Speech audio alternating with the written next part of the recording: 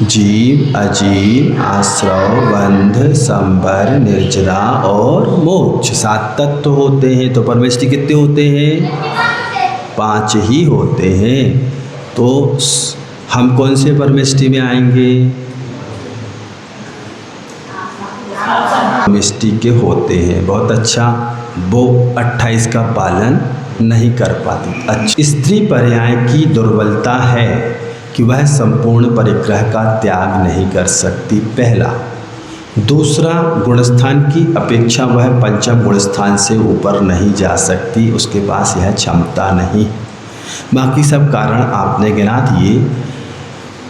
आचार्यों ने महिलाओं को, स्त्रियों को जो आर्यिका दीक्षा लेती हैं उनको उपचार से महाव्रती ग्रहण किया है। उपचार से मतलब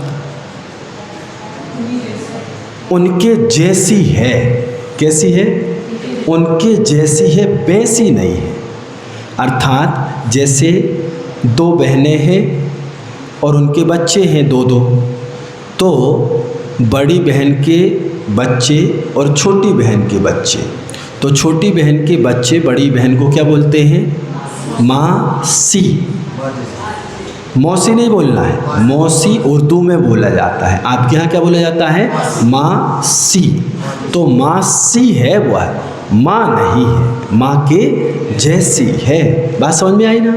इसलिए वह मासी है, वह महाव्रती सी है, महाव्रती नहीं है, क्योंकि उसकी कुछ बाध्यताएं हैं, पर्यायगत उसकी कुछ समस्याएं हैं इस कारण। लेकिन वह पुरुषार्थ तो करती है।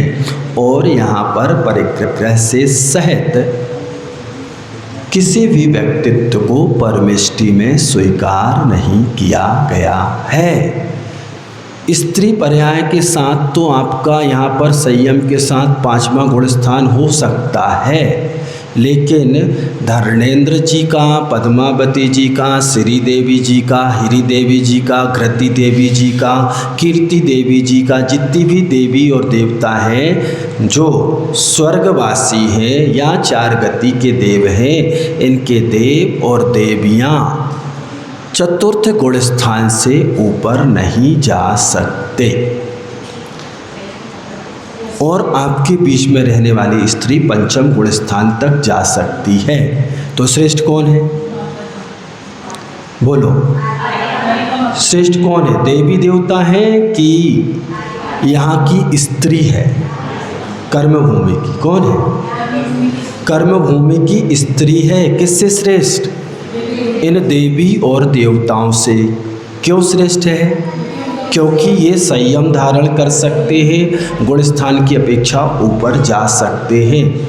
यहाँ तक कि कर्मभूमि के संघी पंचेंद्री त्रियंच, हाथी, बैल, कुत्ता, हिरण, सूकर भी, मत्स्य भी श्रेष्ठ है इन देवी और देवताओं से, क्योंकि वह भी संयम धारण कर सकते हैं और पंचम गुण स्थान को प्राप्त कर सकते हैं। स्वर्ग की सबसे ज़्यादा सीट यदि कोई भरता है तो वह त्रियंच भरते।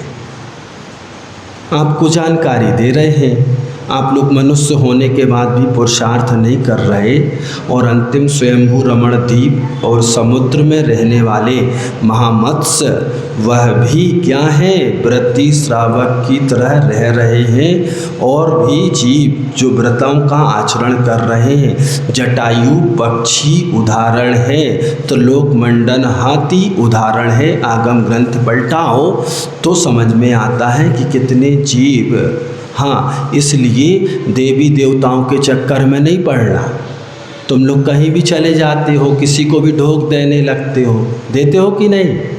ढोक कहाँ देना, सर कहाँ झुकाना। ये सर इतना हल्का थोड़ी है कि कहीं भी लिया उस रिबल की जैसे पटक दिया, नारियल थोड़ी है ये। विवेक रखना, किसके सामने झुकना। यहाँ तक कि यदि महावीर राजसी अवस्था में है, आदिनाथ राजसी अवस्था में हैं, वस्त्र आभूषण से अलंकृत हैं, तो वह भी विपरीत है, क्योंकि सम्यक क्या है, वीतरागता है और वो अभी राग से सहित है। तो ये जरूरी नहीं है कि तुम पथरा पहाड़ या अन्य जगहों में, हमने सुना है आपके यहाँ बहुत सारे लोग आगे आगे बहुत सारे स्थान पड़ते हैं, वहाँ भी ढोक देने जाते हैं। किसी के यहाँ भैरू रखे हैं, किसी के यहाँ कुल देवता पूज रहे हैं, किसी के यहाँ फोटो पूज रही हैं, किसी के यहाँ वो क्या बोलते दीपावली के दिन एक देवी की पुतरिया ले आते हैं, उसकी पूजा करते हैं, एक सूंड वाला ले आते हैं, उसकी पूजा। ये क्या है? ये सब मिथ्या है। सम्यक ये है, इसके विपरीत जो है सब मिथ्या है। आप जब बोल रहे हैं महावीर कपड़े पहने हुए मिथ्या हैं, तो बाकी की तो बात ही खत्म हो गई, कहने की आवश्यकता ही नहीं है। तो अपने सम्यक दर्शन को सुदृढ़ बनाओ, पुष्ट बनाओ। अगर सम्यक दर्शन से शुद्ध रहोगे, तुम व्रत संयम नहीं भी ले पाए तो तुम्हारी स्वर्ग की टिकट पक्की है, और तुम उससे भी स्खलित हुए तो भटको। पंचम काल में मुक्ति तो है नहीं, फिर आगे छठा काल आ रहा है। छठा काल पढ़ लो जरा कैसा आने वाला है, तो आंखें खुल जाएंगी तुम्हारी। पंचम काल में ही तो लक्षण दिखने लगे। तो इसलिए शांति से अपने धर्म को समझो, समीचीन धर्म को समझो, मिथ्यात्व से बाहर निकलो, सम्यक की शरण में जाओ, समीचीन की शरण में जाओ, यहाँ वहाँ नहीं भटको। कोई किसी का बनाने वाला नहीं है, कोई किसी का बिगाड़ने वाला नहीं है। यदि ये देवी देवता कुछ बना बिगाड़ सकते तो अपना बना लेते, वो क्यों भटक रहे अभी तक? समझ में आ रहा कि नहीं?